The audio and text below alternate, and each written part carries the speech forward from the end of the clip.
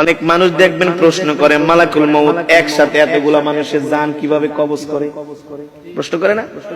এখানে 10 জন, ওইখানে 10 জন, আমেরিকা 50 জন, বাংলাদেশে 100 জন, এক এট এ টাইম মানুষ মারা যায়। এতগুলো মানুষ কিভাবে মালাকুল মউত একা মানুষের জান কবজ করে? মালাকুল মউত আল্লাহর নবীকে বলতেছেন, ওগো নবীজি, একটা মানুষের হায়াতের জিন্দেগি যখন শেষ হয়ে যায়,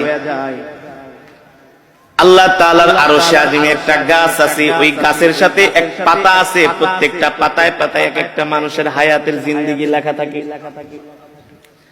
যখন তার হায়াতের জিন্দেগি শেষ হয়ে যায়, 40 দিন বাকি থাকে, তার হায়াতের জিন্দেগির ওই গাছের পাতাটা হলুদ বর্ণ হয়ে যায় 40 দিন আগে।